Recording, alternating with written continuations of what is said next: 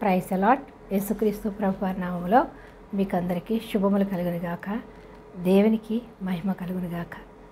ఈ దినం మనం వాక్యాన్ని ప్రారంభించుకునే ముందు ప్రార్థన చేసుకుందాం. ప్రార్థనలో మీరందరూ కూడా మీకున్న ప్రతి అవసరతను దేవుని కృపా సమృద్ధిలోంచి తీర్చగల శక్తిమంతుడు, సమర్థుడు అని నమ్మి విశ్వాసంతో ప్రార్థిద్దాం.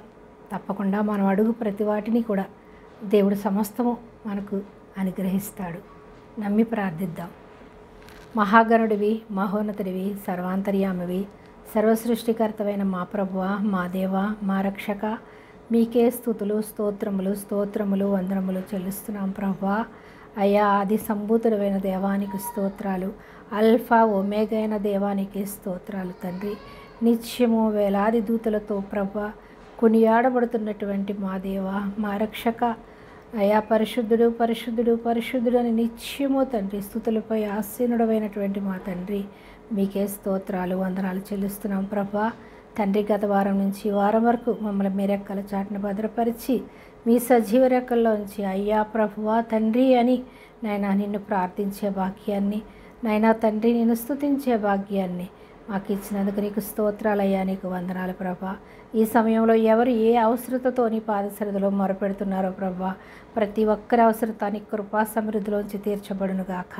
నీ బలమైన హస్తము, నీ కరుణగల హస్తము నాయన ప్రతి ఒక్కరిని ఇప్పుడే తాకునుగాక. రక్షణ లేని బిడ్డలకు రక్షణ యేసుక్రీస్తు నామములో అనుగ్రహింపబడునుగాక. నాయన తండ్రి, పిల్లలు లేని వారికి నాయన ఇప్పుడే గర్భము తెరవబడునుగాక. అయ్యా ప్రభువా తండ్రి, గర్భఫలము నీవిచ్చు బహుమానం అయ్యా. అయ్యా తండ్రి, నాయన నీవిస్తే తప్ప నాయన తండ్రి, అయ్యా ప్రభువా తండ్రి, ఏ మానవుడికి సాధ్యం కాదయ్యా. అయ్యా, గర్భాన్ని తెరిచేది నీవు ప్రభువా తండ్రి, గర్భఫలాన్ని ఇచ్చేది నీవు ప్రభువా తండ్రి. అయ్యా, మంచి ఫలాలతో ప్రభా బిడ్డలు నాయన నింపండి అయ్యా, నీకు స్తోత్రాలు ప్రభా. అయ్యా, ఏ పాప శాప బంధకాల్లో ఉన్నారో, ఏ రోగ బంధకాల్లో ఉన్నారో, ఏ అప్పుల బంధకాల్లో ఉన్నారో ప్రభా తండ్రి, మనశ్శాంతి లేకుండా, నెమ్మది లేకుండా, సమాధానం లేకుండా ఉన్న ప్రతి ఒక్కరికి ఇప్పుడేనైనా తండ్రి సమాధానం కలుగునుగాక. పాప శాప దోషాలన్నిటి నుంచి యేసుక్రీస్తు ప్రభువా నామములో ఇప్పుడే విడుదల కలుగునుగాక. సాతాను బంధకాలను యేసుక్రీస్తు నామములో లయమైపోవునుగాక. అయ్యా, మాకు శ్రమలు వచ్చాయంటే మమ్మల్ని దేవుడు ఏర్పరచుకున్నాడు.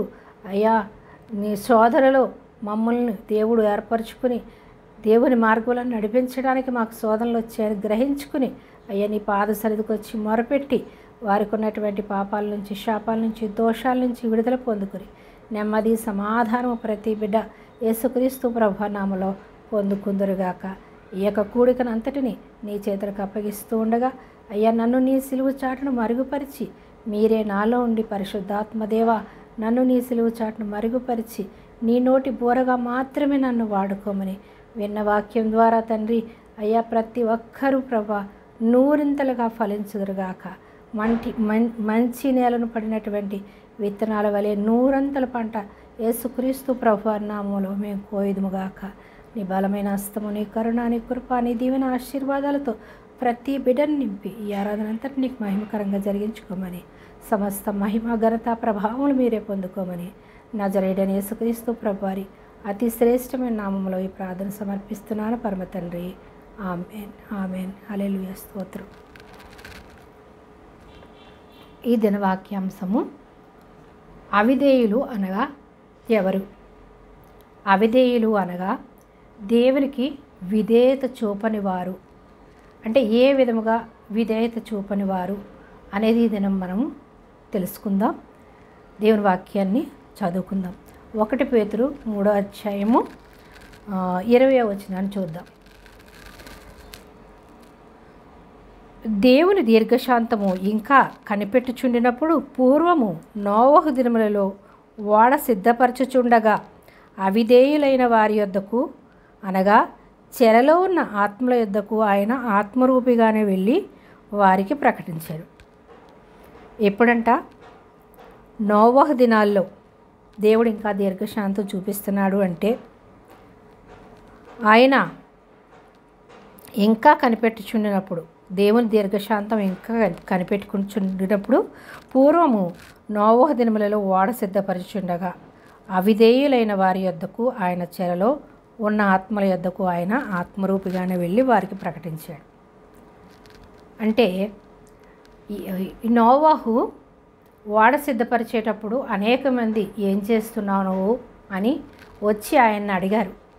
అడిగినప్పుడు ఆయన ఏమంటాడు, దేవుడు నాకు తండ్రి అయిన యెహోవా దేవుడు ఈ ఓడను సిద్ధపరచండి, ఈ యొక్క ప్రపంచం అంతా పాపముతో నిండిపోయింది కాబట్టి ఈ యొక్క జలప్రళయం ద్వారా నేను వర్షాన్ని కురిపించే ఆకాశం నుంచి ఈ యొక్క తుడిచిపెట్టేస్తాను ఈ యొక్క పాపంతో నిండిపోయినటువంటి ఈ పట్టణాన్ని, ఈ ప్రదేశాన్ని, ఈ దేశాన్ని అని నోవహు చెప్పినప్పుడు వాళ్ళందరూ కూడా ఆయన్ని హేళన చేస్తారని ఆదికాండం 6వ అధ్యాయంలో అధ్యాయం మొత్తం 7వ అధ్యాయం ఇవన్నీ చూస్తే నోవహు గురించి మనం తెలుసుకుంటాం.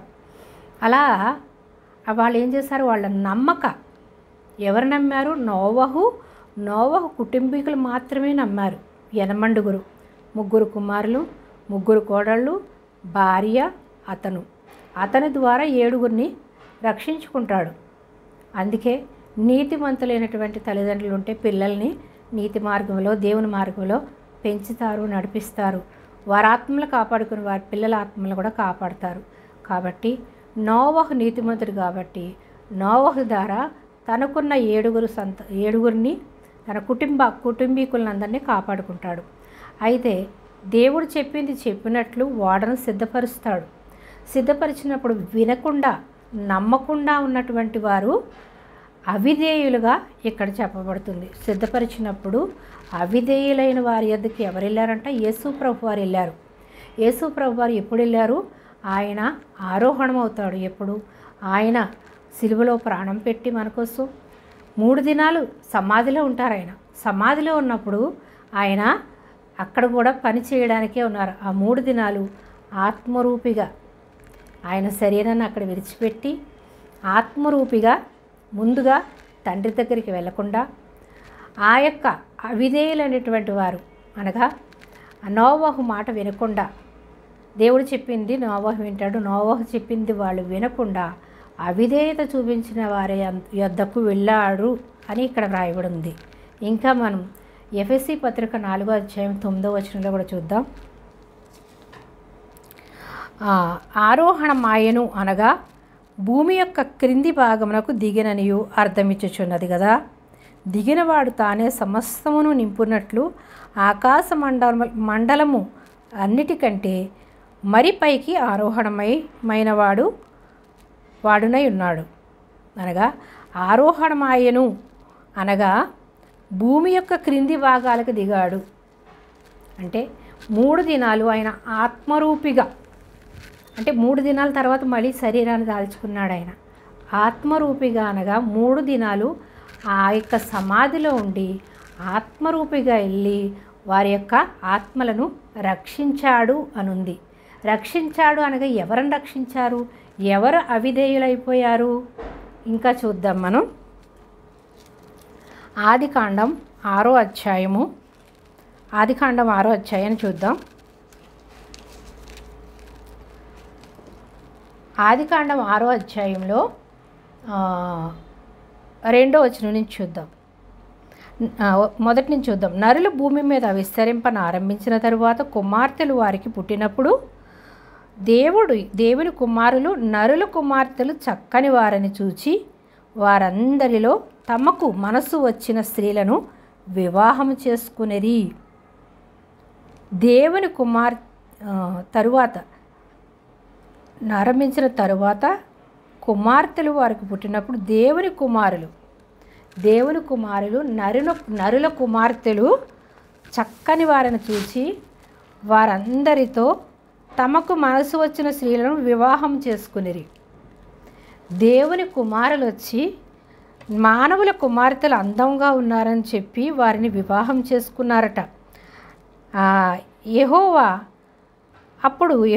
నా ఆత్మ నరులలో ఎల్లప్పుడూ వాదించదు. వారు తమ అక్రమ విషయములలో నరమాత్రులై ఉన్నారు.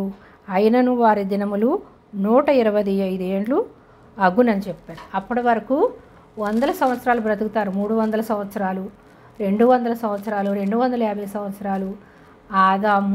ఆదాముకు పుట్టిన కుమారులు నోవహు వరకు కూడా 100 సంవత్సరాలు బ్రతుకుతారు. అబ్రహాము వీళ్ళంతా కూడా 180 సంవత్సరాలు, 175 సంవత్సరాలు ఇస్సాకు ఇట్లా బ్రతుకుతారు వీళ్ళంతా. అప్పటి నుంచి ఏం చేశాడంట, ఈ యొక్క దేవుని కుమారులు వచ్చి మనుషుల కుమార్తెలను అందముగా ఉన్నారని వివాహాలు చేసుకుంటున్నారంట. అనగా అక్కడ దేవదూతులని అనొచ్చు. ఎందుకంటే దేవదూతులు భూలోకానికి వచ్చేవారు. భూలోకానికి అప్పట్లో సొదొమ గొమొర్ర సమయంలో కూడా వస్తారు. అలాగే యోబు గ్రంథంలో 1వ అధ్యాయం 6వ వచనంలో చూస్తాం, 2వ అధ్యాయం 1వ వచనంలో చూస్తాం. దేవదూతలు దేవుని దగ్గరికి వచ్చినప్పుడు దేవుడు భూలోకానికి పంపించేవాడు మనుషుల దగ్గరికి. అయితే వాళ్ళు అప్పుడు మనుషుల కుమార్తెలు అందంగా ఉన్నారని వాళ్ళని వివాహం చేసుకుని ఇక్కడే ఉండిపోయేవారని, అలాంటి వారిని అందరినీ కూడా దేవుడు క్షమించలేకపోయాడు. వారి పాపాలను చూసి దేవుని కుమారులుగా పుట్టిన వారు ఈ లోకానికి వచ్చి మనుషుల కుమార్తెలను వివాహం చేసుకుని వారితో గడుపుతున్నారని, అంతేకాకుండా షేతు అనేటటువంటి ఎవరు ఆదాము కుమారుడు షేతు పుట్టిన తర్వాతే భక్తి అనేది, ప్రార్థన అనేది ప్రారంభమైంది. అంతవరకు ప్రార్థన చేసినట్టు కనపడదు. షేతు పుట్టిన తర్వాతే ప్రార్థన ప్రారంభమవుతుంది. షేతు వంశావళిలో పుట్టినవాడే నోవహు. అక్కడి నుంచి షేతు వంశావళి నుంచి షేతు కుమారులందరూ కూడా ప్రార్థించడం మొదలు పెడతారు. షేతు వంశంలో వచ్చినటువంటి దేవుని పిల్లలు అనగా దేవుని యందు భయభక్తులు కలిగి ఉంటే కూడా దేవుని పిల్లలనే వ్రాయబడదు. ఇప్పుడు మనం అందరం కూడా రక్షింపబడినటువంటి వారందరూ కూడా దేవుని పిల్లలే. కాబట్టి షేతు వంశావళందరూ కూడా దేవుని పిల్లలనే వ్రాయబడుద్ది. కాబట్టి దేవుని దూతలు అనొచ్చు, లేదా షేతు వంశంలో పుట్టినటువంటి కుమారులు కూడా ఈ యొక్క రక్షణ లేని బిడ్డలను, అంటే దేవుడంటే తెలియని వారిని ఏమని పేరు పెట్టాడు? అవిధేయులు. అంటే దేవునికి విధేయత చూపని వారందరూ కూడా అవిధేయులు కాబట్టి వారందరూ కూడా దేవుని పిల్లలు కాదు. షేతు విశ్వాసం ఉంచాడు కాబట్టి షేతు వంశంలో వచ్చిన పిల్లలందరూ కూడా దేవుని పిల్లలుగానే భావించవచ్చు. షేతు వంశావళి అలాగే దేవదూతలు అందరూ కూడా ఏం చేశారు? అన్యుల పిల్లలతో, అవిధేయులైన వారి పిల్లలతో కూడా వాళ్ళు వివాహాలు చేసుకుని భూలోకంలో జీవిస్తూ ఉన్నప్పుడు దేవుడు వారి యొక్క పాపాలను చూసి క్షమించలేక వారిని తుడిచిపెడతానని నోవహుతో చెప్తాడు. ఏమని? 6వ వచనం చూద్దాం. తాను భూమి మీద మనుష్యులను చేసినందుకు యెహోవా సంతాపమునుంది తన హృదయంలో నొచ్చుకొనెను. ఏం చేశాడంట? తాను భూమి మీద నరులను చేసినందుకు, నరులను నేను ఎందుకు చేశానా? ఇంత పాపంతో ఉన్నారే, దేవుడంటే భయం లేకుండా ఇష్టానుసారంగా జీవిస్తున్నారని దేవుడు ఏం చేశాడంట? సంతాపపడ్డాడంట. భూమి మీద నరులు నేను ఎందుకు పుట్టించానా అని సంతాపపడ్డాడంట. అవ్వ ఆదాము పుట్టినప్పుడు అవ్వ ఆదాముల్ని మొదటి మోసగాడెవరు? సాతాను మోసపుచ్చి అవ్వ ఆదాముని పాపములోనికి నడిపిస్తాడు. ఆ పాపం ద్వారా పుట్టిన వారందరూ కూడా పాపులే కాబట్టి అందరికీ మరణం వచ్చింది. కానీ షేతు ఎప్పుడైతే ప్రార్థన చేస్తాడో ఆ యొక్క సంతానం అంతా కూడా ఆశీర్వదించబడతారు.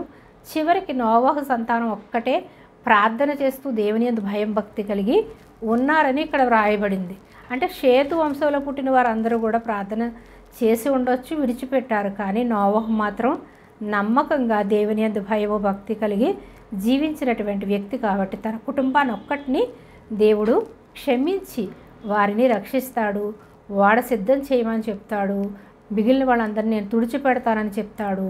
అదే మాట నోవహు చెప్పినప్పుడు ఎవరు కూడా వినిపించుకోకుండా వారంతా కూడా అవిధేయతతో మరణిస్తారు. ఆ యొక్క జలప్రళయంలో అందరూ కూడా కొట్టుకుని పోతారు. కేవలం నోవహు కుటుంబం మాత్రమే జీవిస్తారు. ఎలా? క్రీస్తు అనేటటువంటి వాడలోనికి వారు ఎక్కి ఉన్నారు. ఆ వాడ క్రీస్తే. దేవుని యందు విశ్వాసం ఉంచారు కాబట్టి వాడగా ఆ యొక్క క్రీస్తు నిర్మించమని చెప్పి ఆ వాడలోనికి, క్రీస్తు అనే వాడలోనికి వాళ్ళు ఎక్కుతారు. ఎలా? దేవుని మాటకు లోబడ్డారు కాబట్టి ఆ యొక్క వాడలో వాళ్ళు జీవించేటటువంటి ధన్యత దేవుడు ఇచ్చాడు. దాని ద్వారా వాళ్ళు ఏం చేస్తారు? ఆ నీళ్ళలో బాప్తిస్మం పొందుకున్నారు అని ఉంటుంది. అంటే నీళ్ళు ద్వారా బాప్తిస్మం పొందుకొని రక్షింపబడ్డారు. అంటే నీరు రక్షించదు, కానీ ఆ క్రీస్తు అనేటటువంటి ఓడలో ఉన్నారు కాబట్టి వారు రక్షింపబడ్డారు. క్రీస్తులోనే రక్షణ ఉంది, కానీ నీరు అనేది బాప్తిస్మానికి సూచన. అంటే ఈ యొక్క పాప మలినమైనటువంటి ఈ శరీరము ఆ నీటిలో మునిగినప్పుడు క్రొత్తగా మనము జీవించి నూతన జన్మను మనం పొందుకుంటామని, క్రీస్తు రూపంలోనికి మారుతామని, క్రీస్తు స్వభావం మనలోనికి వస్తుందని ఆ యొక్క సూచన మాత్రమే. అంతేకాని నీళ్ళలో మునిగినంత మాత్రాన ఆ నీళ్లు మనల్ని రక్షించవు, బాప్తిస్మం మనల్ని రక్షించదు, క్రీస్తే రక్షించేవాడు. అది దేవుడు ఒక సూచనగా మనకి పెట్టి ఉన్నాడు కాబట్టి బాప్తిస్మం కంపల్సరీ. కాబట్టి వాళ్ళు ఎలా పొందుకున్నారు? ఆ నీరు ఓడ అనేది ఆ నీటిలో తేలినప్పుడు వాళ్ళు క్రీస్తు అనే ఓడలో ఉన్నారు కాబట్టి వాళ్ళు రక్షింపబడ్డారు అని ఇక్కడ రాయబడి ఉంది. అయితే ఈ దేవుడు ఏం చేశాడు? తాను భూమి మీద నరులను చేసినందుకు యెహోవా సంతాపమునుంది తన హృదయంలో నొచ్చుకొనెను. అప్పుడు యెహోవా, నేను సృజించిన నరులతో కూడా జంతువులను, పురుగులను, ఆకాశ ప్రక్షాదులను భూమి మీద ఉండకుండా తుడిచివేయుదునని ఎలయనగా నేను వారిని సృష్టించినందుకు సంతాపము నొంది ఉన్నానని. అయితే నోవహు యెహోవా దృష్టి యందు కృప పొందినవాడాయను. వాటన్నిటినీ పుట్టించినందుకు ఏం చేశాడంట? నరులను పుట్టించినందుకు మొత్తం ఇంకా పురుగుల్ని, జంతువులన్నిటి కూడా తుడిచిపెట్టాడు. నరులు చనిపోయినప్పుడు పురుగులు, జంతువులు మాత్రం ఆ నీళ్ళలో కొట్టుకోకుండా ఉంటాయా? మొత్తం అంతటిని తుడిచిపెట్టి ఒక్కొక్క జతలుగా ఆ యొక్క ఓడలోనికి ఆ నోవహుకి చెప్తాడు. నోవహు ఓడలో నువ్వు జతలుగా వస్తాయి నీ దగ్గరికి. వాళ్ళని, ఆ జంతువులన్నిటినీ నోవహు ఎక్కడ తీసుకురాగలడు? దేవుని ఆజ్ఞకు ఆ పురుగులు, పశువులు, జంతువులన్నీ కూడా దేవుని మాటకు లోబడి జతలుగా నోవహు దగ్గరికి వచ్చినప్పుడు ఆ ఓడలోనికి నోవహు ఎక్కిస్తాడు. కాబట్టి 40 దినాలు కుంభవర్షం కురిసినప్పుడు, నాన్ స్టాప్ లేకుండా రాత్రి పగలు వర్షం కురిసినప్పుడు అందరూ కూడా కొట్టుకొని పోయినప్పుడు మొత్తం తుడిచిపెట్టేసినప్పుడు ఆ నశించిపోయినటువంటి వారిని అవిధేయుల యొద్దకు వెళ్ళాడు. ఎప్పుడు? యేసుప్రభు వారు మరణించి శిలువలో 3 దినాలు సమాధిలో ఉన్నప్పుడు ఆత్మరూపిగా ఆయన అవిధేయులైనటువంటి వారి యొద్దకు వెళ్ళాడంట. అంటే షేతు వంశావళి, దేవుని బిడ్డలుగా ఉన్నటువంటి షేతు వంశావళిని దేవదూతలు వచ్చి భూలోకంలో మనుషుల కుమార్తెలతో వివాహం చేసుకుని దేవుని మాటకు లోబడకుండా వారి ఇష్టానుసారంగా శరీర కోరికల కొరకు వాళ్ళు జీవించి ఉన్నారు. కాబట్టి దేవుడు చూడలేక వాళ్ళందరినీ కూడా సంతాపపడ్డాడు. ఆయన మనసు ఎంతగానో నొప్పింపబడింది. చూసి తుడిచిపెట్టేశాడు. నీతిమంతుడైనటువంటి నోవహును మాత్రం రక్షించాడు. అందుకే నీతిమంతులు దేవుని యందు విశ్వాసం ఉంచిన వారు నిత్యము జీవిస్తారని దేవుని వాక్యం సెలవిస్తుంది. అందుకని విశ్వాసం ఉంచినటువంటి దేవుని బిడ్డల్ని దేవుడు కాపాడుకుంటాడు, దేవుడు రక్షిస్తాడు. అవిధేయులైనటువంటి వారిని కొంతకాలం సహిస్తాడు. తర్వాత ఆయన సహించే శక్తి కోల్పోయినప్పుడు ఆయన తప్పకుండా ప్రతి ఒక్కరిని శిక్షిస్తాడు. శిక్షించేటటువంటి అర్హత ఆయనకుంది. ఎందుకు? ఆయన పుట్టించిన మానవులు, ఆయన చేతి పని మానవంతా కూడా మనము దేవుని పనివారమై ఉన్నాము, దేవుని చేతి పనివారమై ఉన్నాము. మనము ఆయన స్వహస్తాలతో చేసినటువంటి మట్టి బొమ్మలం మనం. కాబట్టి ఆయన ఇష్టమైన రీతిలో ఆయన తప్పు చేస్తే శిక్షించగల సమర్థుడు, శక్తిమంతుడు. కాబట్టి ఆయన యందు మనము భయము, భక్తి కలిగి విధేయత చూపిస్తే మనల్ని దేవుడు రక్షిస్తాడు, శిక్షించకుండా మనల్ని తప్పిస్తాడు, నిత్యరాజ్యానికి వారసులనుగా చేస్తాడు. అప్పటి వారికి యేసుక్రీస్తు రాలేదు కాబట్టి వాళ్ళకి తెలియలేదు, వాళ్ళకి సువార్త ప్రకటింపబడలేదు కాబట్టి వాళ్ళు పాపంలో జీవించారు. కాబట్టి వాళ్ళని క్షమించి అవిధేయులైనటువంటి వారి యొద్దకు వెళ్ళి ఆ యొక్క వాళ్ళు ఎలా మరణించి ఉన్నారు, ఆత్మరూపంలో వాళ్ళు సమాధిలోనే ఉన్నారు. వాళ్ళు ఎక్కడున్నారు? పాతాళములో ఉన్నారు. ఆ పాతాళానికి మొదటిగా యేసుప్రభు వారు ఆత్మరూపిగా వెళ్ళి రక్షిస్తారు. అనేక చోట్ల వ్రాయబడి ఉంది. అయితే అవిధేయులైనటువంటి వారి వద్దకు వెళ్ళి ఆయన సువార్త ప్రకటించి వారిని అందరినీ కూడా దేవుని రాజ్యానికి వారసులనుగా చేస్తాడు. ఎందుకు? వారు ఆత్మలు కాబట్టి, చనిపోయినటువంటి ఆత్మలు కాబట్టి ఈయన కూడా సిలువలో మరణించి ఆత్మరూపిగానే వెళ్ళాడు. ఎందుకంటే ఆత్మలకి ఆత్మ వెళ్ళి మాట్లాడితే వాళ్ళకి అర్థమవుతుంది. మనం ప్రాణంతో ఉన్నాం కాబట్టి యేసుప్రభువారు ఈ లోకంలో ప్రాణంతో మనకి సువార్త ప్రకటించారు. కాబట్టి వారందరూ కూడా వారికి అవిధేయులైపోయారు. ఎందుకు? వాళ్ళకి సువార్త ప్రకటింపబడలేదు కాబట్టి వాళ్ళు నశించిపోయారు.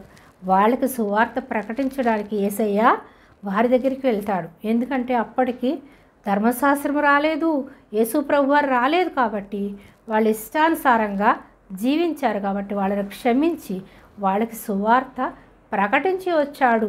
కాబట్టి వాళ్ళందరూ రక్షింపబడి దేవుని రాజ్యంలో ఉంటారని మనం నమ్మాలి. కాబట్టి ఇంకా మనం చూద్దాము, 2 పేతురు 2:4 చూద్దాం. 2:4లో ఏముందంటే, దేవదూతలు పాపము చేసినప్పుడు దేవుడు వారిని విడిచిపెట్టక పాతాళ లోకమందలి కటిక చీకటి గల బిలములలోనికి త్రోసి తీర్పుకు కావలిలో ఉంచబడుటకు వారిని అప్పగించారు. ఏం చేశాడంట? దేవదూతలు తప్పు చేశారు, ఈ పాపము చేసినప్పుడు దేవుడు వారిని విడిచిపెట్టలేదు. ఒకప్పుడు లూసిఫర్ కూడా, ఇప్పుడు మనం సాతాను అపవాదని చెప్పుకునేటటువంటి ఆ సాతాను కూడా ఒకప్పటి దేవదూతే. కాబట్టి దేవుడు ఏం చేశాడు? పాతాళానికి తోసివేశాడు. దేవునికి అవిధేయత చూపించాడు కాబట్టి, దేవునికే దేవుడిని అయిపోవాలనుకున్నాడు కాబట్టి, క్షమించరాని తప్పు చేశాడు కాబట్టి ఆ పాతాళానికి తోసివేశాడు అపవాదిని. అప్పటి నుంచి కక్షబట్టి దేవుని బిడ్డల్ని అవిధేయత చూపించి వాళ్ళని దారి తప్పించాలని ఏం చేశాడు? అవ్వ ఆదాముని, మీ దేవుడు ఏమైనా చెప్పాడా?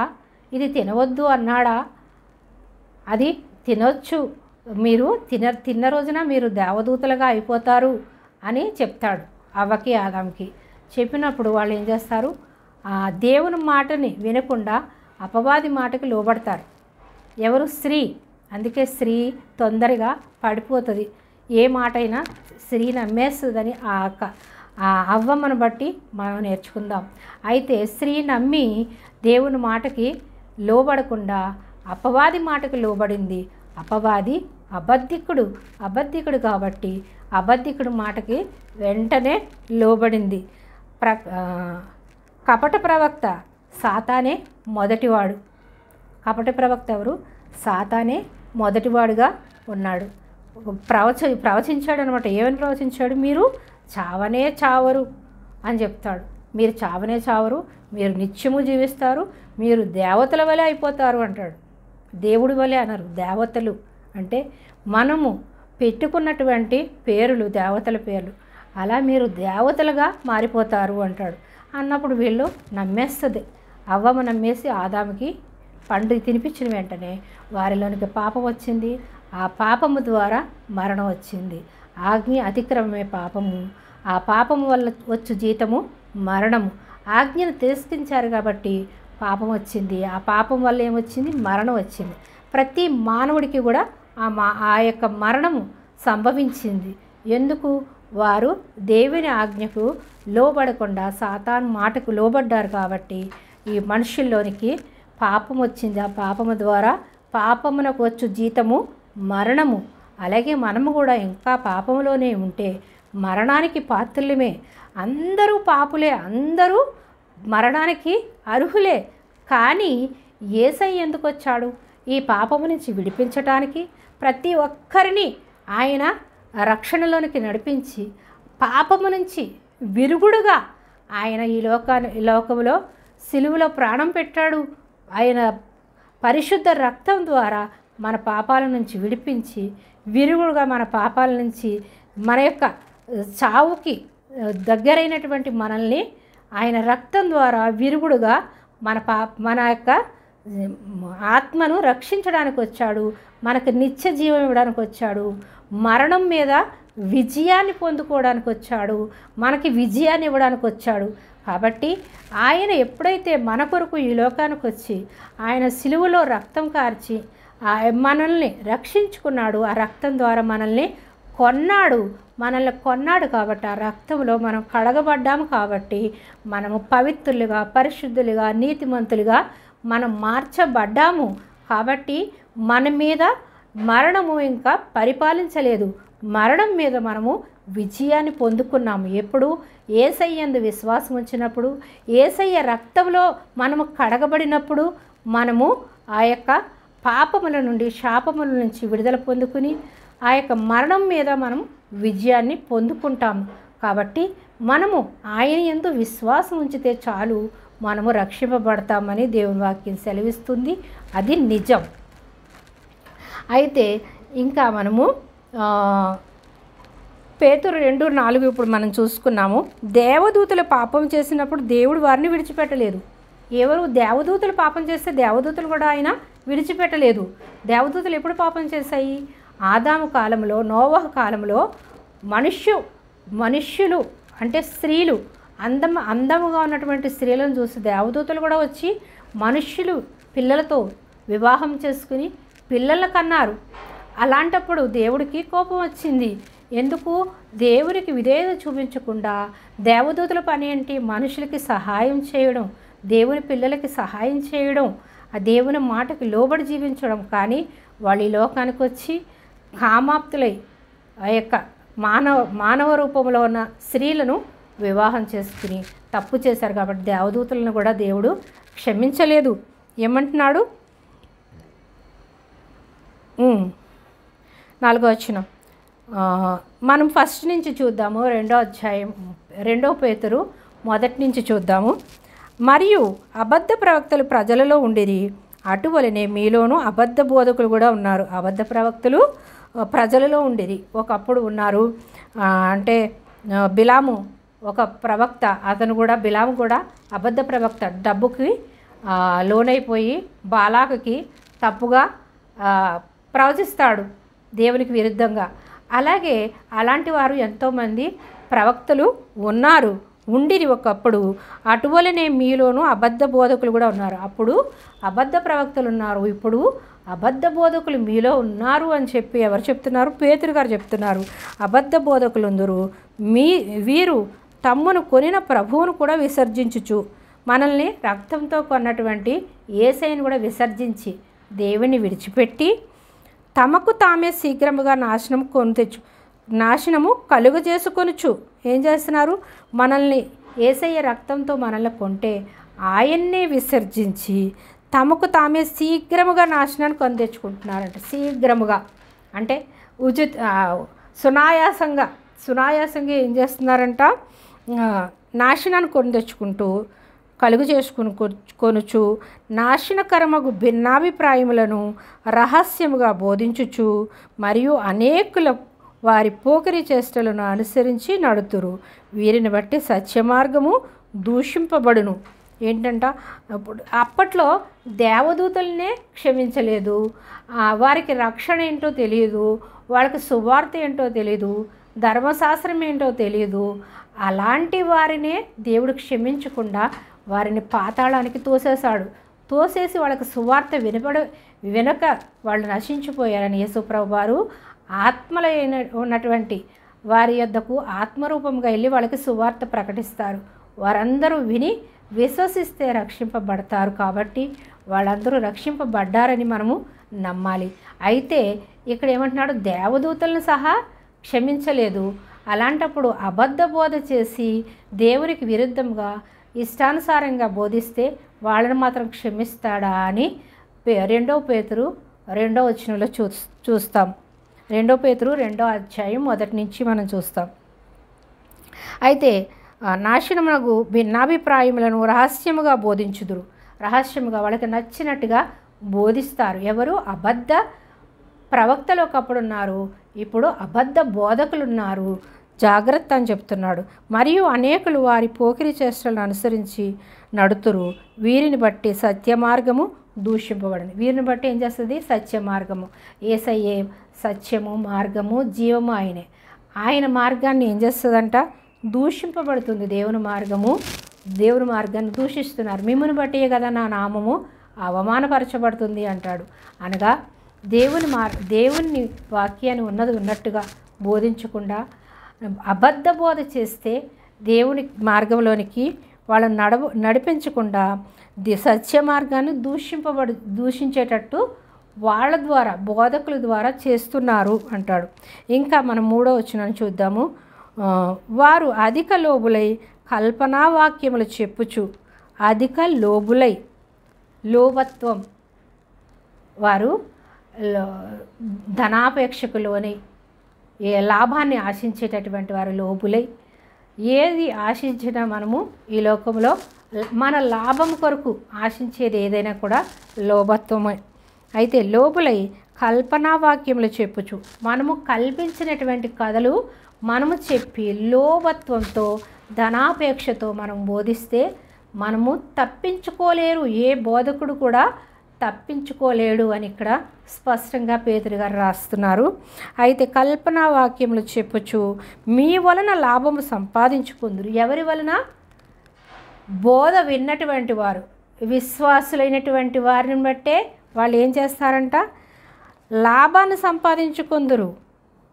అంటే అబద్ధ బోధ చేస్తే వారు భయపడిపోయి వాళ్ళకి తెచ్చిన కానుకలు తీసుకుంటే వాళ్ళు ధనం సంపాదించుకుంటారు. దాన్ని బట్టి వాళ్ళు లాభాన్ని పొందుకుంటారంట.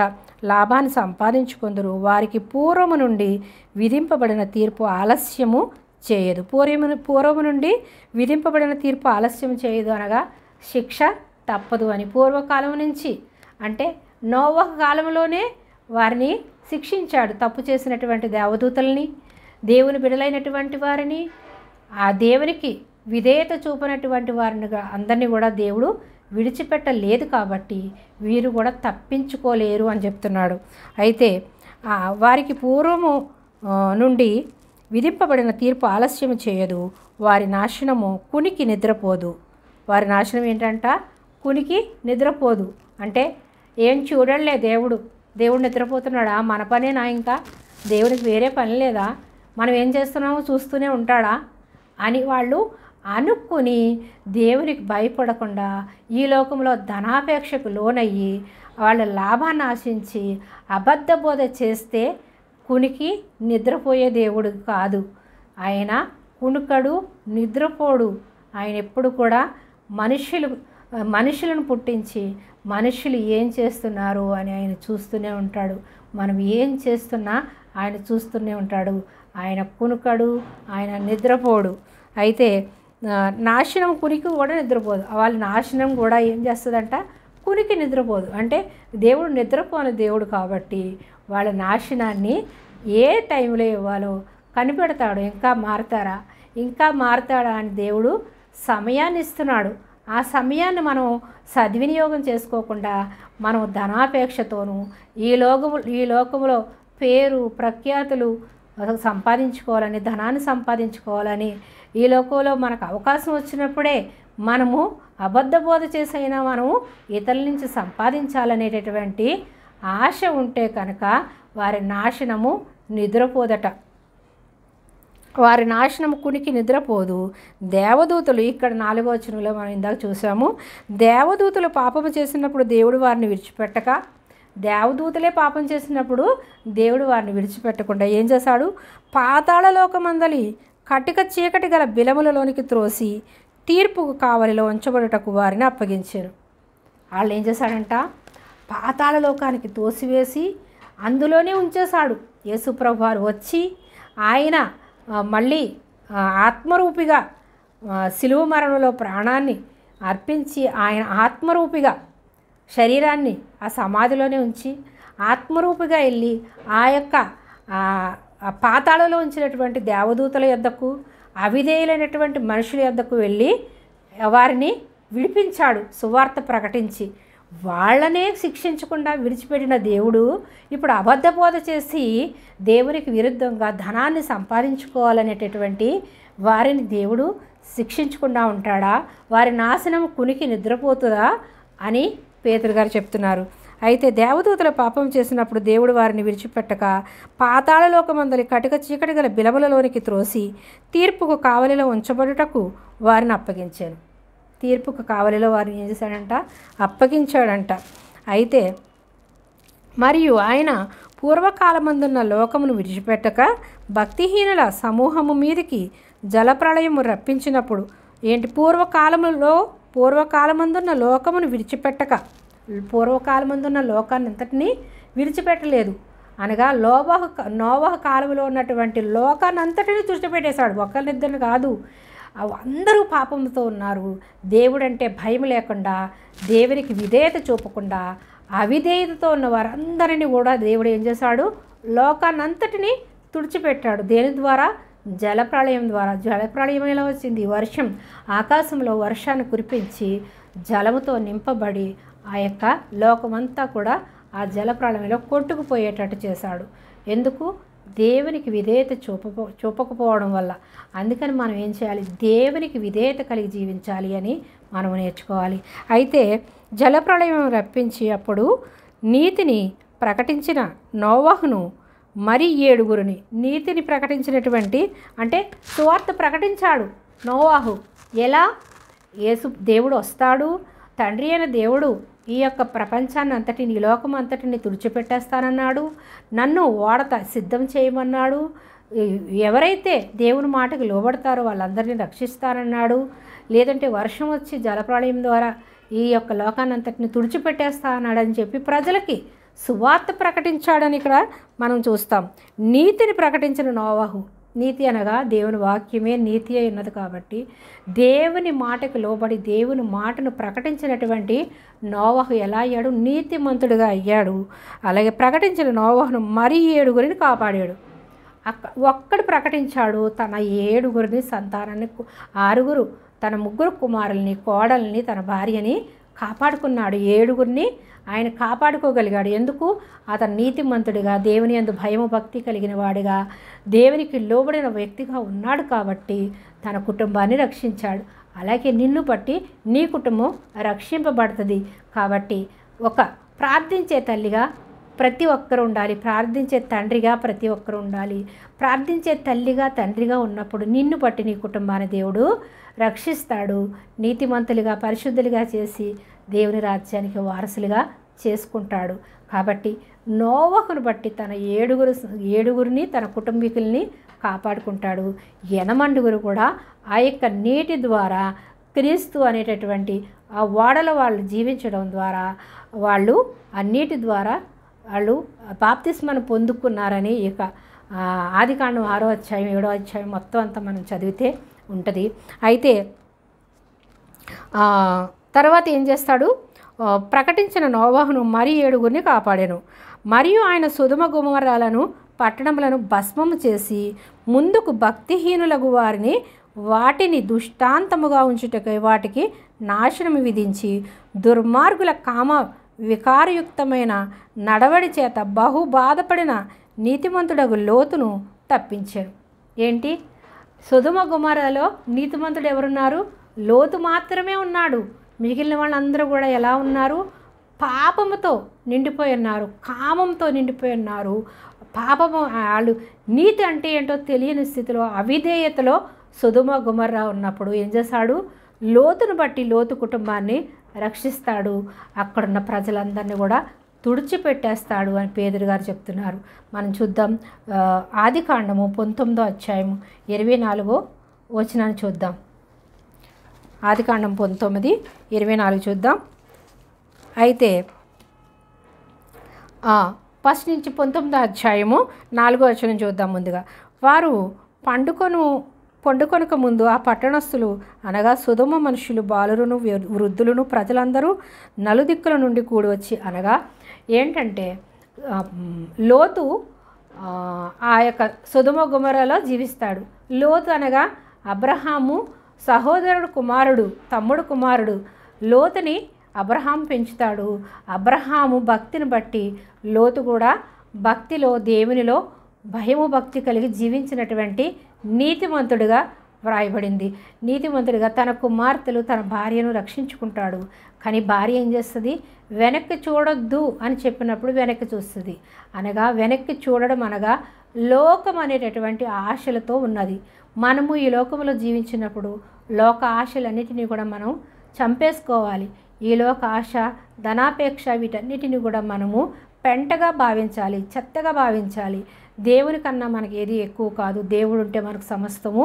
మనకి ఇవ్వగల శక్తిమంతుడైన దేవుడి మీద ఎప్పుడైతే మనం ఆధారపడి విశ్వాసం నుంచి జీవిస్తామో అప్పుడే మనము ఈ లోకం అంటే మనకి ఈ లోకంలో ఉన్న వాటన్నిటిని కూడా మనకి పెంటగా పౌలు భావిస్తాడు. అలాగే ప్రతి ఒక్క విశ్వాసి కూడా ఈ లోకంలో ఏది కూడా నాకు అవసరం లేదు, నాకు దేవుడు ఉంటే చాలని ఎప్పుడైతే మనము దేవుని యందు విశ్వాసం ఉంచుతామో దేవుడు ఆయన నీతిని మనకు అనుగ్రహిస్తాడు, ఆయన రక్షణ మనకు అనుగ్రహిస్తాడు. ఈ లోతు ఎలా ఉన్నాడు? నీతిమంతుడిగా ఉన్నాడు. అబ్రహామును బట్టి తను ఎంతో విశ్వాసంగా జీవిస్తున్నాడు కాబట్టి ఆ యొక్క కుటుంబాన్ని ఒక్కటిని ఆ జలప్రళయంలో కొట్టుకుపోయినప్పుడు నోవహు కుటుంబాన్ని రక్షిస్తాడు. సొదొమ గొమొర్రా నాశనం చేసినప్పుడు ఆ యొక్క లోతు కుటుంబాన్ని రక్షిస్తాడు. అయితే ఆదికాండము మనము 19వ అధ్యాయము మొదటి నుంచి చూస్తే సాయంకాలం ముందు ఆ ఇద్దరు దేవదూతలు సొదొమ చేరినప్పుడు లోతు సొదొమ గవని యొద్దకు కూర్చుండి ఉండెను. గవని యొద్ద నుంచున్నాడు. ఎలా అంట? ఇద్దరు దేవదూతల్ని పంపించాడు దేవుడు. ఎవరి దగ్గరికి? లోతు దగ్గరికి. అంటే దేవదూతలు ఎందుకున్నారు? మనుష్యులకి పరిచర్య చేయడానికి ఉన్నారు. దేవుడు నిర్మించుకున్న మనుష్యులు దేవుడు స్వహస్తాలతో దేవుని పని అయి ఉన్నాం మనము. కాబట్టి దేవుని పని అయినటువంటి మానవులకి పరిచర్య చేయడానికి దేవదూతల్ని దేవుడు నిర్మించుకున్నాడు. కాబట్టి దేవుడు ఏం చేస్తాడు? లోతు దగ్గరికి దేవదూతలను పంపిస్తాడు. ఎందుకు? ఈ యొక్క పట్టణం అంతటిని నాశనం చేయబోతున్నాడు దేవుడు. కాబట్టి నువ్వు రక్షింపబడాలి, కాబట్టి నువ్వు బయటికి రావాలని చెప్పడానికని వెళ్తారు. వెళ్ళినప్పుడు లోతు ఆ దేవదూతలను గుర్తించి దేవదూతలను తీసుకుని వెళ్ళి వాళ్ళకి పరిచర్య చేస్తాడు, వాళ్ళ ఇంటికి తీసుకెళ్తాడు, భోజనం పెట్టి వాళ్ళని అంటే దేవదూతలు ఎలా ఉన్నారు? మనుషులతో సమానంగా ఉండేవారన్నమాట. అంటే దేవదూతలు అంతగా పరిచర్య చేసేవారు. దేవదూతల్ని గుర్తుపట్టేవారు. అబ్రహాము, లోతు వీళ్ళంతా కూడా గుర్తుపడతారు. గుర్తుపట్టి యోబు కాలంలో కూడా దేవదూతల్ని మనం చూస్తాం. అలా దేవదూతలు పరిచర్య చేయడానికి దేవుడు నిర్మించుకున్నారు. కాబట్టి దేవదూతలు వచ్చినప్పుడు ఆ ఊరి ప్రజలందరూ ఏం చేస్తారు అంటే మనుష్య రూపంలోనే ఉన్నారు కాబట్టి వాళ్ళు అందంగా ఉన్నారు కాబట్టి మీ ఇంటికి ఎవరో వచ్చారు, మేము వాళ్ళతో మేము పాపం చేయాలి అని చెప్పి ఆ ఊరి ప్రజలు వృద్ధులు, బాలురు, యవనస్తులు అందరూ వచ్చి లోతు ఇంటిని కొడతారు, ఇంటి తలుపులు కొడతారు. ఏమని? మీ ఇంటికి వచ్చిన వాళ్ళు మాకు ఇచ్చేయి, మేము వాళ్ళతో పాపం చేయాలి అంటారు. ఎంత దారుణంగా తప్పిపోయి ఉన్నారు వాళ్ళు, ఎంత పాపములో ఉన్నారు అని మనం చూడొచ్చు. అలాంటి పాపములో ఉన్నటువంటి మనుషుల దేవుడు క్షమిస్తాడా? అందుకే అగ్ని వర్షం కురిపించి తుడిచిపెట్టేస్తాడు. నోవహు కాలంలో ఏం చేస్తాడు? జలప్రళయంతో తుడిచిపెడతాడు. సొదొమ గొమొర్రాని అగ్ని వర్షాన్ని కురిపించి ఆ యొక్క పట్టణాన్ని అంతటిని తుడిచిపెట్టేస్తాడు. అయితే ఆ పక్కనే కానాన్ దేశంలో ఎవరుంటారు? అబ్రహాము ఉంటాడు. అబ్రహాము పట్టణాన్ని ఏం చేయడు? సొదొమ గొమొర్రాని నాశనం చేస్తానని అబ్రహాముకి చెప్తాడు. దేవుని బిడ్డలకి దేవుడు తెలియపరుస్తాడు. అబ్రహాముకి చెప్పినప్పుడు అబ్రహాం ఎంతో బతిమాలుకుంటాడు. లోతు కుటుంబం ఊరిలో ఉంది కాబట్టి 50 మంది ఉన్నా కాపాడుతావా, 40 మంది ఉన్నా కాపాడుతావా, 30 మంది ఉన్నా కాపాడుతావా, చివరికి 10 మంది ఉన్నా ఆ పట్టణాన్ని రక్షిస్తావా అంటే రక్షిస్తానంటాడు. చివరికి 10 మంది కూడా లేరు. లోతు కుటుంబం ఒక్కటి మాత్రమే అక్కడ రక్షింపబడి ఉన్నది. కాబట్టి లోతు కుటుంబాన్ని మాత్రమే దేవుడు రక్షిస్తాడు. మిగిలిన వారందరినీ కూడా అగ్ని చేత కాల్చివేస్తాడు. మనము ఆదికాండం 19వ అధ్యాయాన్ని చూస్తే సొదొమ గొమొర్రా ఎంత పాపముతో కప్పబడి ఉందో, ఎంత పాపంతో అంధకారంతో ఉన్నారో మనం చూస్తాం. దేవదూతలతోనే వాళ్ళు పాపం చేయాలని తలుపు కొట్టి వాళ్ళని ఎంతో హింసిస్తారు లోతుని. లోతు చివరికి ఏం చేస్తాడు? నా కుమార్తెలను తీసుకెళ్ళిపోయి నా కుమార్తెలను ఇష్టం వచ్చినట్టు చేసుకోండి, అంతేకాని దేవుని దేవదూతలైనటువంటి వారిని వీళ్ళు ఏం చెయ్యొద్దు, అతిథులుగా వచ్చారు వీళ్ళు, దేవదూతలను వాళ్ళతో చెప్పడు. అతిథులుగా వచ్చారు, అతిథులను గౌరవించాలి. కాబట్టి అతిథులుగా వచ్చిన వారిని ఏం చేయొద్దు. నాకు యవ్వన బిడ్డలు 2 ఉన్నారు, 2 కుమార్తెలు ఉన్నారు, కన్యలుగా ఉన్నారు, వాళ్ళిద్దరిని తీసుకెళ్ళిపోండి, మీ ఇష్టం వచ్చినట్టు చేసుకోండి అంటాడు. ఎంత భక్తి లోతుకి! కన్న కుమార్తెలను ఇచ్చేయడానికి సిద్ధపడతాడు. అంటే దేవుని యందు అంత భయము భక్తి కలిగి ఉన్నాడని మనం నేర్చుకోవాలి. దేవదూతలు వాళ్ళ ఇంటికి వచ్చినప్పుడు పరిచర్య చేసి వాళ్ళని నేను అతిథులుగా వచ్చారు కాబట్టి వాళ్ళని నీకు తక్కనియ్యను, కాబట్టి నా పిల్లలనైనా తీసుకెళ్ళిపోండి అని చెప్తాడు. చెప్పినప్పుడు మాకు వద్దు నీ పిల్లలు, వాళ్ళే కావాలని వాళ్ళు తలుపులు గుద్ది ఎంతో హింస పెట్టినప్పుడు లోతు ఎంతో బాధపడుతూ ఉంటాడు. అప్పుడు దేవదూతలు ఏం చేస్తారు, వాళ్ళ కళ్ళుని మబ్బుతో నింపేస్తాడు. వాళ్ళకి ఏం కనపడకుండా మబ్బు కమ్మేస్తే ఏం కనిపించదు. వాళ్ళకి ఏం కనిపించక ఒకరికొకరు గుద్దుకుంటూ వెళ్ళిపోతారు. వెళ్ళిపోయిన తర్వాత బయటికి తీసుకొచ్చేస్తారు దేవదూతలు. లోతు కుమార్తెలు భార్యను బయటికి లాక్కుని వచ్చేస్తారు. టైం అయిపోయింది, ఇంకా ఈ పాపంతో నింపబడినటువంటి ఈ సొదొమ గొమొర్రాని నాశనం చేసేస్తున్నాడు దేవుడు, మీరు త్వరగా బయటకు వచ్చేయండి అని చేతులు పట్టుకుని లాక్కుని వచ్చేస్తారు దేవదూతలు లోతు భార్యని పిల్లల్ని. కానీ లోతు భార్య ఏం చేస్తుంది, వెనక్కి చూడొద్దు అంటే అయ్యో నశించిపోతుందా అని చెప్పి వెనక్కి చూస్తుంది. అంటే తను సంపాదించుకున్నటువంటి సమస్తము కోల్పోతున్నాను అని చెప్పి చూస్తుంది. అనగా స్త్రీలకి చీరల మీద, బంగారం మీద, వస్తువుల మీద పిచ్చి మమకారం పెంచుకుని దేవునికి మనము తక్కువ సమయాన్ని ఇస్తే మనము లోకంలో కలిసిపోతామని ఈ యొక్క లోతు భార్యను చూసి మనం నేర్చుకోవాలి. ఈ లోకంలో ఉన్నటువంటి ధనము, బంగారము సమస్తము వ్యర్థము. దేవుని ముందు అవన్నీ మనకి వ్యర్థమని మనం గ్రహించాలి. ఈ లోకంలో దేనిపైనైనా మనం మనసు పెట్టుకుంటే దేవునికి దూరం అయిపోతాం. దేవుని కన్నా మనము ఏది కూడా ఎక్కువగా ఎంచుకోకూడదు. ఒక తల్లిని కానీ, ఒక పిల్లని కానీ, ఒక భర్తను కానీ, ఒక కుటుంబాన్ని కానీ, లేదా ఈ లోకంలో ఉన్న వస్తువులు కానీ, బంగారంపై కానీ, ధనంపై కానీ మనం మనసు పెట్టుకున్నట్లయితే దేవునికి దూరం అయిపోతాం. లోతు భార్యను చూసి మనం నేర్చుకోవాలి. అయితే లోతు భార్య ఉప్పు స్తంభంగా మారిపోద్ది. ఉప్పు స్తంభం అయిపోయినప్పుడు ఆ యొక్క దేవదూతలు వీళ్ళని ఊరు బయటకు తీసుకెళ్ళి వదిలిపెట్టి దేవదూతలు వెళ్ళిపోతారు ఆకాశానికి, దేవుని దగ్గరికి వెళ్ళిపోతారు. వెళ్ళిపోయినప్పుడు వీళ్ళు ఒక గుహలో ఉంటారు. వాళ్ళక్కడ దేవునికి తన కుమార్తెలు కూడా విధేయత చూపని వారిగా మనం చూస్తాం. అయితే వారు ఎక్కడో తప్పు చేస్తారు, పిల్లలకు అంటారు, ఎలాగో జీవించారు.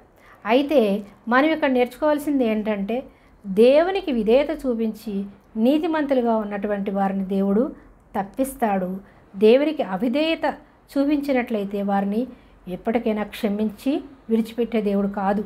ఆయన ఎప్పుడైనా శిక్షించగలడు. దేవుని వాక్యాన్ని కూడా మనము దేవుని ఉన్నట్టుగా మనం బోధించాలి. అబద్ధ బోధకుల వలె, అబద్ధ ప్రవక్తల వలె మనం బోధించినట్లయితే మనము శిక్షను తప్పించుకోలేమని పేతురు గారు చెప్తున్నారు. రెండో పేతురు 2వ అధ్యాయంలో మనం చూస్తాం. అయితే ఆదికాండం 19వ అధ్యాయం అంతా కూడా సొదొమ గొమొర్రాని ఎలా నాశనం చేశాడు, ఆ యొక్క లోతు కుటుంబాన్ని ఎలా రక్షించాడు అనేది మనం చూస్తాం. అయితే రెండో పేతురు 3వ అధ్యాయం 20వ వచనాన్ని మనం చూద్దాం. అయితే దేవుడు దీర్ఘశాంతము ఇంకా కనిపెట్టుచుండినప్పుడు దేవుడు ఎలా చూస్తున్నాడు, దీర్ఘశాంతాన్ని చూపిస్తున్నాడు. అంటే ఇంకా మనం బ్రతికున్నాము అంటే, మనం ఇంకా ప్రాణంతో ఉన్నామంటే దీర్ఘశాంతం దేవుడు చూపిస్తున్నాడు. కాబట్టి మనం ఇంకా బ్రతికున్నాం. దేవుని రాకడ ఇంకా రాలేదు అంటే ఆయన ఇంకా దీర్ఘశాంతాన్ని చూపిస్తున్నాడు. ఎందుకు? ఆయన ఇంకా రక్షింపబడాల్సిన వాళ్ళు ఇంకా ఉన్నారని, ఎప్పటికైనా పశ్చాత్తాపంతో మన దేవుని దగ్గరికి వస్తారా అని ఆయన ఎదురు చూస్తున్నాడు. ఆయన దీర్ఘశాంతాన్ని చూపిస్తున్నాడు. ఆయన దీర్ఘశాంతాన్ని చూపించినప్పుడే మనము రక్షింపబడాలి. అంతేకాని ఇంకా చూద్దాంలే అని, ఇంకా ఈ లోకంలో ధనం సంపాదించుకోవాలని, ఈ లోకంలోనే కోరికలను పెంచుకొని ధనాపేక్ష అనేటటువంటి ఆశతో మనం ఈ లోకంలో జీవించినట్లయితే దేవునికి దూరం అయిపోతాం, దేవుని ఉగ్రతకు లోనైపోతాం. దేవుని శిక్షణ దేవుని దేవదూతలే తప్పించుకోలేకపోయారు. కాబట్టి ఏ మనుష్యుడు కూడా తప్పించుకోలేరు. కాబట్టి దేవుని యందు భయము భక్తి కలిగి జీవించాలని నేర్చుకుందాం. అయితే సొదొమ గొమొర్రాల పట్టణాలను భస్మం చేసి ముందుకు భక్తిహీనులకు వారిని వాటికి దుష్టాంతములుగా ఉంచుటకే వాటిని నాశనం విధించి దుర్మార్గుల కామ వికార యుక్తమైన నడవడి చేత బహుబాధపడిన నీతిమంతుడకు లోతును తప్పించాడు. అంటే అంత భయంకరమైనటువంటి కామ వికారంతో, కామవాంఛలతో ఉన్నటువంటి ఆ ప్రపంచంలోంచి, ఆ పట్టణంలోంచి లోతును రక్షించి ఆ యొక్క సొదొమ గొమొర్రాని నాశనం చేశాడు. ఆ నీతిమంతుడి వారి మధ్యన కాపురం ఉండి తాను చూచిన వాటిని బట్టి వినిన వాటిని బట్టి వారి అక్రమమైన క్రియల విషయంలో దినదినము నీతిగల మనస్సును నొప్పించుకొనుచు వచ్చాడు. మనసు నొప్పించుకుంటూ వచ్చాడు కాబట్టి ఆ యొక్క బాధను చూసిన దేవుడు ఆ లోతుని రక్షించడానికి వచ్చి ఆ సొదొమ గొమొర్రాని నాశనం చేస్తాడు. ఎంతో బాధ వేదన అనుభవించాడు లోతు ఆ పట్టణాన్ని చూసి. ఇంత భయంకరమైనటువంటి పాపంతో నిండిపోయి ఉన్నారే అని ఎంతో వేదనకు గురి అయిపోతే ఆ నీతిమంతుడైనటువంటి లోతు బాధను చూసి దేవుడు ఆ యొక్క పట్టణాన్ని అంతటిని కూడా నాశనం చేస్తాడు. ఇంకా మనం చూద్దాం, మత్తయి సువార్తలో దయ్యము పట్టిన అనేకులు ఆయన యొద్దకు తీసుకుని వచ్చారు. అనగా ఆత్మలు అనగా దేవుని ఆత్మలు ఉంటాయి, దురాత్మలు ఉంటాయి. దేవుని దూతలు ఉంటాయి, దురాత్మలు ఉంటాయి. అనగా పాతాళంలో ఉన్నటువంటి వారందరూ కూడా ఎవరు దురాత్మలు కాదు, దేవుని ఆత్మలు, దేవుని పిల్లలు, దేవుని దూతలుగా వచ్చి ఈ భూలోకంలో మనుష్యుల్ని ఆ స్త్రీలను చూసి వివాహం చేసుకున్నవారు వాళ్ళందరూ నశించిపోకూడదని యేసు ప్రభువారు సమాధిలో ఉండి కూడా ఆయన ఆత్మరూపిగా వెళ్ళి వాళ్ళందరినీ కూడా రక్షించాడు, సువార్త ప్రకటించాడు అని మనం తెలుసుకున్నాం. అయితే దయ్యం పట్టిన వారు అనగా దయ్యాలనగా దురాత్మ పట్టి వాళ్ళని హింసించి బాధించి మరణానికి వేదనకి గురి చేస్తూ ఉంటాయి. ఇప్పుడు కూడా అనేక మందికి దయ్యాలు పట్టి ఉంటాయి. వాళ్ళందరినీ కూడా ఈ దురాత్మలు పట్టి వాళ్ళని వేదనకి గురి చేస్తూ ఉంటాయి. అలాగే హెబ్రీ పత్రిక 1:14 ఏముందంటే, వీరందరూ రక్షణయను స్వాస్థ్యము పొందబో వారికి పరిచారము పొందబో వారికి పంపబడిన సేవకులైన ఆత్మల కారా. చూడండి, రక్షింపబడినటువంటి పిల్లలకి పరిచారము చేయడానికి వారసులు పొందబో వారికి, మళ్ళీ చదువుదాం, వీరందరూ రక్షణ అని స్వాస్యం అనగా రక్షణ పొందుకుని పరలోక రాజ్యాన్ని స్వాస్యముగా పొందబోవు వారికి అనగా ఇంకా ఈ లోకంలో ప్రాణంతో జీవిస్తూ ఉన్నటువంటి వారికి ఎలా అంట, పరిచారము పొందబో వారికి పంపబడిన సేవకులైన ఆత్మల కారా. పరిచారము చేయడానికి పంపబడినటువంటి ఆత్మలంట దేవదూతలు అనగా. అంటే ఎంత ధన్యత! మానవులకి దేవదూతలు వచ్చి పరిచర్య చేయడం అంటే ఎంత ధన్యత! మనము ధన్యులమని కాదు, దేవుని యందు విశ్వాసం ఉంచడం ద్వారా, ఆయన రక్తంలో కడగబడడం ద్వారా, ఆయన పిల్లలుగా మార్చబడడం ద్వారా, ఆయన ఆత్మను పొందుకోవడం ద్వారా, మనల్ని ఆయన పరిశుద్ధంలో రక్తంలో కడిగి మనల్ని నీతిమంతునిగా చేయడం ద్వారా మనకి దేవుడు దేవదూతల్ని ఈ లోకంలో మనం బ్రతికుండగానే మనకి పరిచర్య చేయడానికి ఇస్తాడంట. అందుకే మనం ఈ భూలోకంలో ఉన్నప్పుడు, ప్రభువా నీ దేవదూతలు పంపించి నాకు సహాయం చేయి ప్రభువా, నేను ప్రయాణిస్తున్నానంటే నా ముందు నీ దేవదూతలు పంపించు, నేను ఈ పని పూనుకుంటున్నానంటే మీరు మీ దేవదూతలు పంపించి ముందుగా ఆ పనిని సిద్ధపరచుంచు ప్రభువా అని మనం ప్రార్థన చేయాలి. ఎందుకు? ఆయన మనకి పరిచారం చేయడానికి దేవదూతల్ని నిర్మించాడని ఇక్కడ వ్రాయబడి ఉంది. ఎవరు రాశారు? పౌలు గారు రాశారు. పౌలు గారు పరలోకంలో అన్నీ చూసి వచ్చి పరలోక మర్మాలన్నీ తెలుసుకుని ఆయన పత్రికలు రాశారు. ఆ చివరి పత్రిక హెబ్రీ పత్రికలో ఆయన రాస్తాడు. అయితే ఇంకా తన సత్యం ప్రకారం నడుచుకోని వారికి శిక్ష విధించే అధికారం దేవునికి ఉంది. కపటంగా ఉపదేశించే వారికి కూడా ఊరికే విడిచిపెట్టడు. మనము నమ్మాలి. ఎలా అంట, కపటంగా ప్రవర్తించే వారికి ఆయన శిక్ష విధించకుండా విడిచిపెట్టే దేవుడు కాదని మనము రూఢిగా దృఢంగా మనము నమ్మాలి. కాబట్టి కపట బోధ చేసేవారిగా ఉంటే గనక మనం ఏ తలంపులతో ఉన్నాము, ఎలా బోధిస్తున్నామని మనల్ని మనం గ్రహించుకుని అపవాది మనల్ని ఏమైనా బంధించిందా అని ప్రతి దినము కూడా అపవాది బంధకాల నుంచి విడిపించు ప్రభువా, అపవాది శక్తులను యేసుక్రీస్తు ప్రభువా నామములో లయమైపోవనుగాక, నీ ఆత్మశక్తితో నింపబడి నీ రాజ్య వారసురాలుగా నన్ను చేసుకున్నట్లుగానే నా ద్వారా అనేకమైన ఆత్మలు రక్షించి నీ పరలోక రాజ్య వారసులుగా చేసే ధన్యత మాత్రమే నాకు ప్రసాదించు ప్రభువా అని మనం అడగాలి. కానీ ఈ లోక ధనాన్ని ఆశించి, ఈ లోకంలో ఉన్న పేరు ప్రఖ్యాతులను ఆశించి, ఈ లోకంలో స్వలాభాన్ని ఆశించి సువార్త ప్రకటించకూడదని పౌలు గారు, పేతురు గారు స్పష్టంగా బైబిల్ గ్రంథంలో మనకి వ్రాసి ఉంచారు. ఎందుకంటే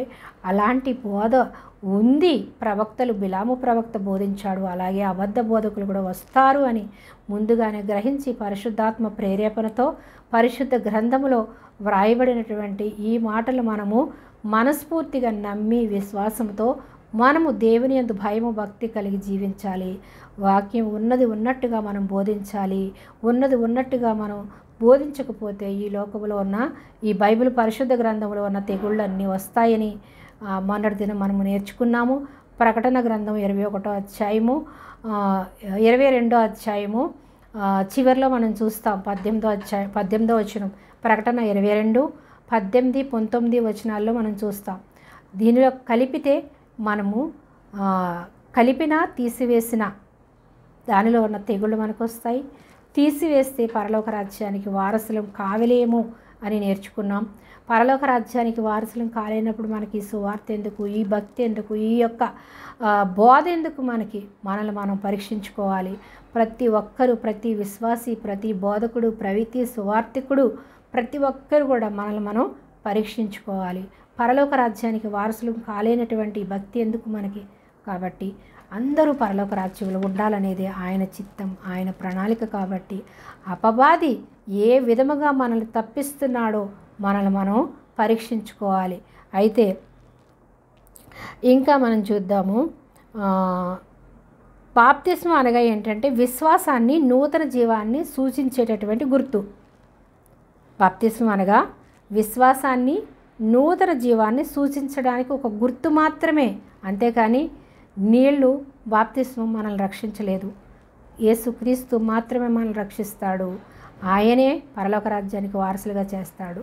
ఒక గుర్తుగా, ఒక సూచనగా, ఒక టికెట్గా. ఒక ట్రైన్ ఎక్కితే మనకు టికెట్ ఎలా అవసరమో, బస్సు ఎక్కితే మనకు టికెట్ ఎలా అవసరమో అలాగ మాత్రమే ఉపయోగపడుతుంది ఈ యొక్క బాప్తిస్మం అనేది. కాబట్టి నీళ్లు రక్షించవు, బాప్తిస్మం రక్షించదు. క్రీస్తు మాత్రమే రక్షిస్తాడని మనం నమ్మాలి. అయితే 1 కొరింథీ 7:23లో ఏముందంటే, మీరు విలువ పెట్టి కొనబడిన వారు గనుక మనుష్యులకు దాసులు కాకడి. మనం ఎలా అంట? విలువ పెట్టి కొనబడ్డాం. ఏ విలువ? యేసు రక్తము అనేటటువంటి విలువైన రక్తము. బంగారంతో, వెండితో, డబ్బుతో మనం కొనబడలేదు.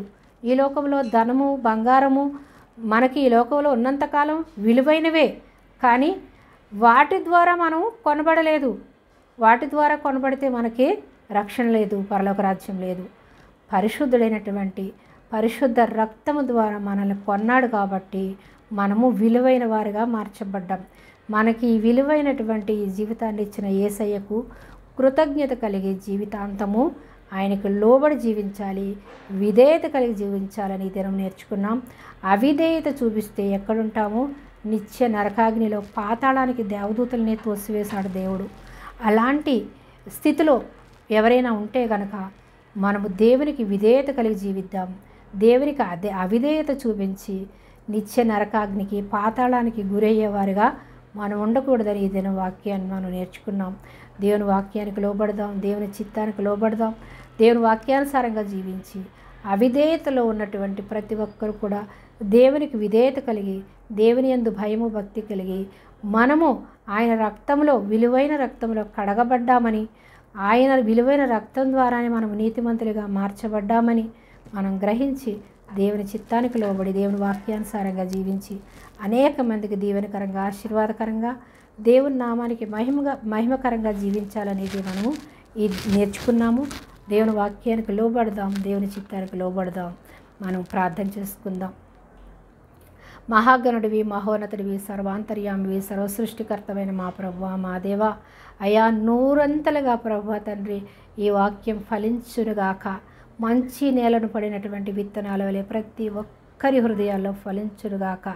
అయ్యా ప్రభువా, వినే చెవి, గ్రహించే మనసు ప్రతి బిడ్డకు దయచేసినందుకు నీకు వందనాలయ్యా. ప్రభువా నైనా ఏ అవిధేయతలో ఉన్నారో ప్రభువా, నీకు విధేయత చూపించలేకుండా నైనా దేనికి నైనా తండ్రి విధేయత చూపిస్తున్నారో ప్రభు, అటువంటి వారిని అందరినీ క్షమించండి. ధనానికి విధేయత చూపిస్తున్నారా? బంగారానికి విధేయత చూపిస్తున్నారా? ఈ లోకంలో ఘనతకు విధేయత చూపిస్తున్నారా? అయ్యా ఇవన్నీ కూడా ఇక్కడ విడిచిపెట్టి రావాలని నీకు విధేయత చూపిస్తేనే నీ రాజ్య వారసులుగా ఉంటామని, ఈ లోకం శాశ్వతం కాదని, నీ పరలోక రాజ్యమే మాకు శాశ్వత నివాసమని, ఈ లోకంలో యాత్రికులమని, ఈ లోకంలో జీవించి ప్రాణం మాలు ఉన్నప్పుడే రక్షింపబడాలని ప్రతి బిడ్డ విశ్వసించి మారు మనసు పొంది రక్షణ పొందుకొని నీ పరలోక రాజ్య వారసులుగా తండ్రి ప్రతి ఒక్కరిని చేర్చుకున్నందుకు నీకు వందనాలయ్యా. అయ్యా, విత్తబడిన వాక్యం నూరంతలుగా ఫలించి అనేక కోట్ల ఆత్మలు రక్షింపబడి నీ పరలోక రాజ్య వారసులుగా చేర్చుకున్నందుకు నీకు వందనాలు చెల్లిస్తున్నామయ్యా. అపవాది ఏ బంధకాల్లో బంధించిందో ప్రభా, అయ్యా ప్రభా, సువార్థికులను దైవ సేవకులను కూడా తండ్రి బంధించగలడు. ఎందుకంటే అపవాది మోసగాడు, మొదటి నుంచి అబద్ధికుడు. అయ్యా ప్రభా, ఆ అబద్ధంలో ఆ మోసంలో ఎవరు చిక్కుకోకుండా తండ్రి నిత్యము ప్రార్థించే ప్రార్థనాత్మతో ప్రార్థనా దివిటీలుగా ప్రతి ఒక్కరిని వెలిగించండి అయ్యా. నీ నిత్య రాజ్య వారసులుగా చేసుకున్నటువంటి అయ్యా తండ్రి దైవ సేవకుల్ని, సువార్థికుల్ని నీ మార్గంలో నీ ప్రేమలో నేను నడిచి నీ ప్రేమను ప్రకటించేవారుగా, స్వార్థం లేని సువార్త ప్రకటించేవారుగా ప్రతి ఒక్కరిని నీ ఆత్మశక్తి చేత నింపి అయ్యా ప్రభా, వారి ద్వారా అనేక ఆత్మలు రక్షింపబడినట్టు ప్రభా తండ్రి వారి హృదయాలను నీ ఆత్మతో నింపి నేను భద్రపరచండి అయ్యా. నీకు స్తోత్రాలు అయ్యా ప్రభా తండ్రి. ఏ యొక్క ప్రభా తండ్రి అపవాది శక్తులు, చీకటి శక్తులు నైనా తండ్రి బంధించి ఉన్నారో, నేను ఎవరైతే బంధింపబడి ఉన్నారో యేసుక్రీస్తు నామములో ప్రతి ఒక్కరి బంధకాలు తెగిపోవునుగాక, చీకటి బంధకాలన్నీ తెగిపోవునుగాక, లయమైపోవునుగాక యేసుక్రీస్తు నామములో. అయ్యా విన్న వాక్యం నూరంతలుగా ఫలించినందుకు అయ్యా ప్రతి ఒక్కరిని దీవించి భద్రపరిచినందుకు, రక్షణ ఇచ్చినందుకు నీకు వందనాలు చెల్లిస్తున్నామయ్యా. సమస్త మహిమ, ఘనత, ప్రభావములు మీరే పొందుకోమని నజరేయుడైన యేసుక్రీస్తు ప్రభువారి అతి శ్రేష్టమైన నామములో ఈ ప్రార్థన సమర్పిస్తున్నాను పరమ తండ్రి. Amen, amen, amen. హల్లెలూయా, స్తోత్రం. దేవుని వాక్యాన్ని విని మీరందరూ కూడా దేవుని ఆశీర్వాదాలు, దేవుని దీవెనలు, దేవుని మహిమను మీరు పొందుకొని ఉన్నారని, రక్షణ పొందుకొని ఉన్నారని నేను నమ్ముచున్నాను. విన్న వాక్యం ద్వారా మీరు బలపడి మీ స్నేహితులను, సహోదరులను, అనేక మందిని మీరు బలపరచాలని నేను మనస్ఫూర్తిగా వేడుకుంటున్నాను. మనం అందరము దేవుని పని చేద్దాం, బడా నమ్మకమైన దాసుడా, దాసురాలా అనిపించుకుందాము. అంతేకాని ఈ లోకంలో ఘనత, పేరు, ప్రఖ్యాతులు, ధనము, ఐశ్వర్యము మనకొద్దు. దేవుడు ఉంటే చాలు. ఐశ్వర్యవంతుడైన దేవుడు మనతో ఉంటే మనకు సమస్తము కూడా ఆయన ఇవ్వగల శక్తిమంతుడు, సమర్థుడు అని నమ్మి ఆయన యందు విశ్వాసం ఉంచి జీవిద్దాం. ఈ లోకమంతటిని దేవుని మార్గంలో నడిపించి పరలోక రాజ్య వారసులుగా చేద్దాం. దాని కొరకు మీరందరూ కూడా నా ప్రయత్నంలో మీరు కూడా పాలుపంపులు పొందుకుని దేవుని ఆశీర్వాదాలు పొందుకోవాలని, ఉచితంగా ఇచ్చిన సువార్తను ఉచితంగా ప్రపంచం అందరికీ మనం పంచి పెడదాం. అట్టి కృప, అట్టి దీవెన, అట్టి ఆశీర్వాదాలు మనందరికీ దేవుడు నిండుగా కుమ్మరించునుగాక.